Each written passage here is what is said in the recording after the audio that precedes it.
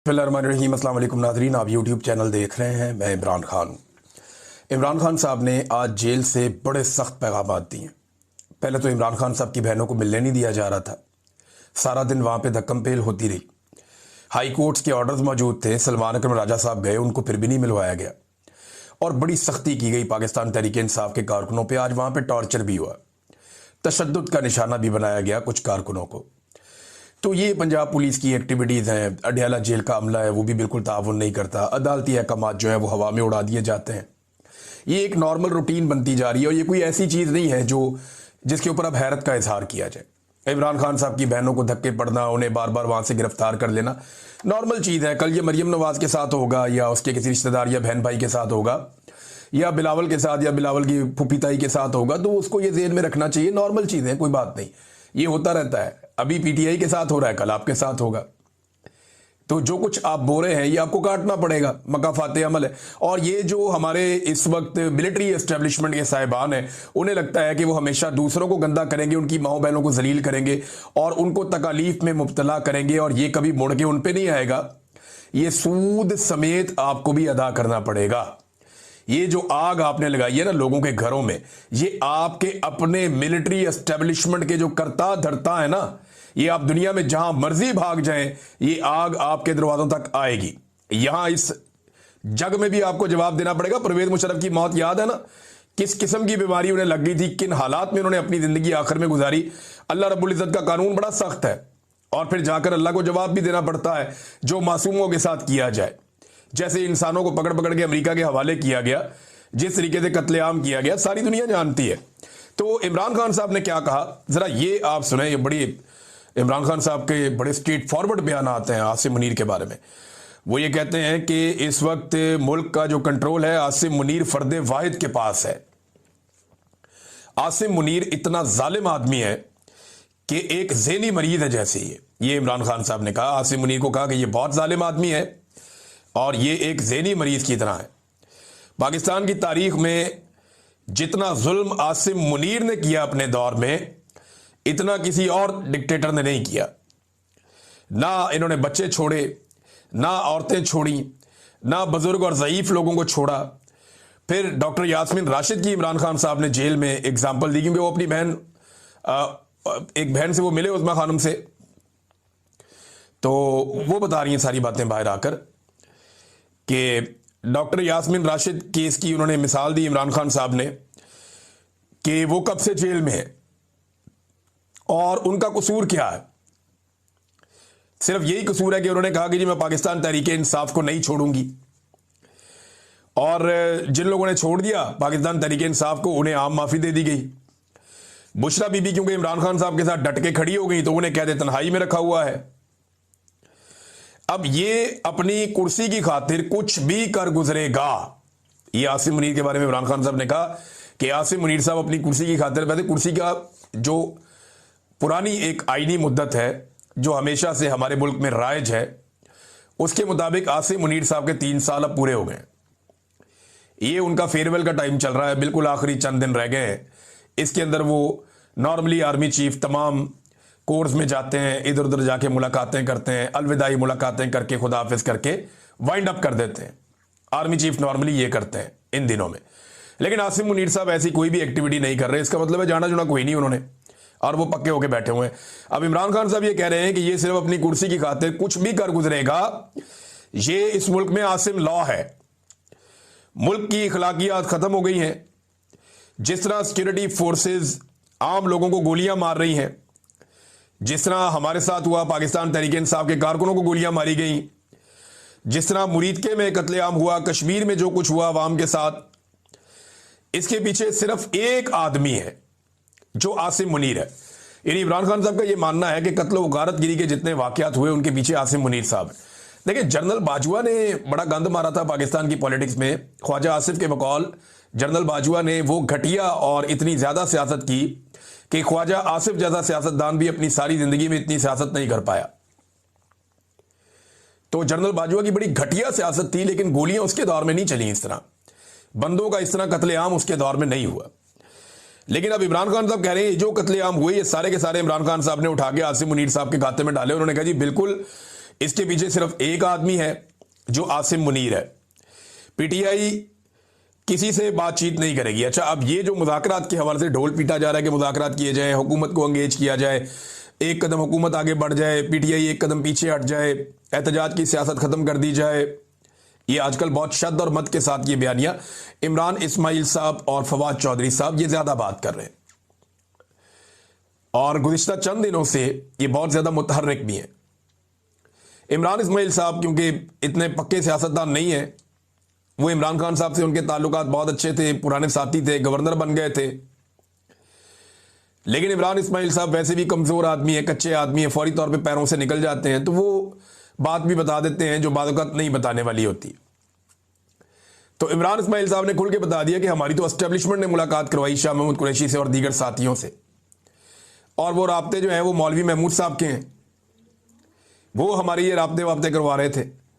फवाद चौधरी साहब कभी ऐसी गलती या इस तरह की बात नहीं करेंगे। अब इमरान इस्माइल साहब और फवाद चौधरी साहब कह रहे हैं कि जी मुज़ाकरात करने पड़ेंगे, हुकूमत के साथ बैठकर बात करते हैं, अपोजिशन को इकट्ठा करते हैं, हुकूमत को इकट्ठा करते हैं, फिर एस्टेब्लिशमेंट के साथ मिलकर बात करते हैं। ये फवाद चौधरी साहब का फॉर्मूला है। इमरान खान साहब ने इसके ऊपर अब रिएक्शन दिया क्योंकि वहां बात हुई ना जेल के अंदर।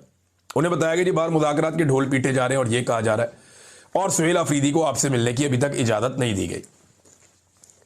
तो इमरान खान साहब ने कहा जी कि पीटीआई किसी से कोई बात नहीं करेगी और मुज़ाकरात हमने इस जाली फार्म 47 की हुकूमत के साथ हम कैसे कर सकते हैं, इनसे बात करने का कोई फायदा नहीं है। एस्टेब्लिशमेंट ने जब भी हमारे साथ बातचीत की या कोई एंगेजमेंट हुई तो पाकिस्तान तहरीक इंसाफ पर बातचीत के दौरान जुल्म मजीद बढ़ा दिया गया। ना ही फार्म 47 ना ही एस्टेब्लिशमेंट के साथ, यानी ये जाली हुकूमत के साथ भी और एस्टेब्लिशमेंट के साथ भी पाकिस्तान तहरीक इंसाफ कोई बातचीत नहीं करेगी। इमरान खान साहब ने कैटेगोरिकली ये स्टेटमेंट दे दिया कि तहरीक की तैयारियां करो, जाके जो करना है वो भी इमरान खान साहब ने बता दिया, वो मैं आपको आगे बता देता हूं। लेकिन इमरान खान साहब ने यह वादे कर दिया कि कोई भी पाकिस्तान तहरीक इंसाफ ना तो हुकूमत के साथ बातचीत करेगी ना ही एस्टेब्लिशमेंट के साथ बातचीत करेगी। जो भी बातचीत होगी वो जो एक इत्तेहादियों का प्लेटफॉर्म बना हुआ है तहरीक तहफ़्फ़ुज़ आईन पाकिस्तान का, जहां पे अचकज़ई साहब हैं, अल्लामा राजा नासिर अब्बास साहब हैं और पीटीआई के दीगर लोग भी हैं, वो प्लेटफॉर्म अपने तौर पे बातचीत कर सकता है, एंगेजमेंट्स कर सकता है। लेकिन पाकिस्तान तहरीक इंसाफ सिर्फ उस प्लेटफॉर्म को सपोर्ट कर सकती है। डायरेक्ट किसी बातचीत का हिस्सा पाकिस्तान तहरीक इंसाफ ना तो एस्टेब्लिशमेंट के साथ बनेगी और ना ही हुकूमत के साथ किसी बातचीत का हिस्सा बनेगी। तो ये इमरान खान साहब का एक फैसला है। फिर इमरान खान साहब ने कहा कि तारीख में किसी सियासी कैदी को मेरी तरह नहीं रखा गया, मुझे कैद मंजूर है मगर आसिम मुनीर की गुलामी किसी हाल में कबूल नहीं है। कैद में मुझे मौत आ जाए मगर गुलामी किसी तरह कबूल नहीं करूंगा। अब ये इमरान खान साहब ने बड़ा कैटेगोरिकली कह दिया क्योंकि वो ये समझते हैं कि आसिम मुनीर साहब इमरान खान साहब को सरेंडर करवा के अपने गुलाम के तौर पे बाहर लाना चाहते हैं। वैसे आसिम मुनीर साहब को इस बात का शौक है, ये मैं ज़ाती तौर पे इसलिए जानता हूं कि एक दिन आसिम मुनीर साहब ने 3 सहाफ़ियों का नाम लिया और एक चौथे सहाफ़ी के सामने ये कहा, अगर वो सहाफ़ी ये सुन रहे हैं तो वो इसकी तस्दीक कर सकते हैं अगर करना चाहें तो, नहीं तो फिर आसिम मुनीर साहब की रिटायरमेंट के बाद तस्दीक कर दें, तस्दीक तो इसकी हो जानी है। आसिम मुनीर साहब ने एक सहाफ़ी को यह कहा कि इमरान रियाज से मैं कदम बोसी करवाऊंगा जैसा कि कौन करता है, तलत हुसैन का नाम लिया था और भी 2 नाम लिए थे, मैं पर्दा रख रहा हूं लेकिन तलत हुसैन का मैं इसलिए ले रहा हूं कि तलत हुसैन साहब सारी हदें अबूर करते जा रहे हैं, सारी हदें क्रॉस करते जा रहे हैं। तो आसिम मुनीर ने जिन 3 सहाफ़ियों का नाम लिया कि जैसे वो मेरी कदम बोसी करते हैं ऐसे मैं इमरान रियाज से भी कदम बोसी करवाऊंगा और उसकी नाक रगड़वाऊंगा। मेरा अल्लाह ना रगड़वाए तो किसी का बाप भी नहीं रगड़वा सकता। मेरा रब अगर मेहरबान हो ना, मेरा रब अगर मेहरबान है, मेरा रब अगर मदद करे और वो सब्र दे तो कोई नाक ऐसे रगड़वा नहीं सकता। इज्जत मेरे अल्लाह रब्बुल इज्जत के हाथ में। मैं यानी इनकी कैद के अंदर रहा हूं, इन्होंने वो जुल्म किए हैं, अजीबो गरीब इन्होंने हरकतें की हैं, मेरी वो हालत कर दी वो बता नहीं सकता आपको मैं, लेकिन चले कोई नहीं, टाइम गुजर गया। तो ये इमरान खान साहब ने भाई क्लियरली कह दिया, उन्होंने कहा नहीं, मौत कबूल करूंगा, कैद कबूल करूंगा, आसिम मुनीर की गुलामी किसी हालत में कबूल नहीं करूंगा और मैं मरना पसंद करूंगा, ये इमरान खान साहब ने कहा। फिर उन्होंने कहा जी कि दुनिया की तारीख में कौमों का हाल तब तक तब्दील नहीं होता जब तक वो खुद को तैयार नहीं करती। आजादी या मौत, आपको एक चुनना पड़ेगा। या आप आजादी लेंगे या आप मौत लेंगे। कौम को इस लेवल तक अपने आप को तैयार करना पड़ेगा। जब तक कौम खुद को तैयार नहीं करती तब तक आजादी नहीं मिलेगी।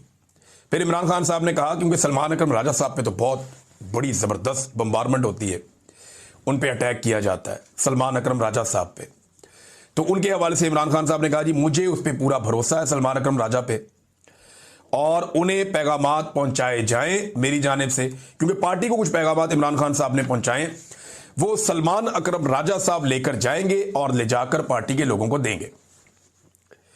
अब क्योंकि खान साहब ने ये पैगाम है, इनके जब ट्विटर हैंडल से आएगा तो बाकी जो चीजें रह गई हैं वो फिर रिकॉल करके वो बताते हैं, और फिर इमरान खान साहब का पूरा एक ट्वीट जारी हो जाता है, वो ट्वीट भी जारी हो जाएगा। लेकिन चंद चीजें मैं आपके सामने रखता हूं जो बड़ी इंटरेस्टिंग है।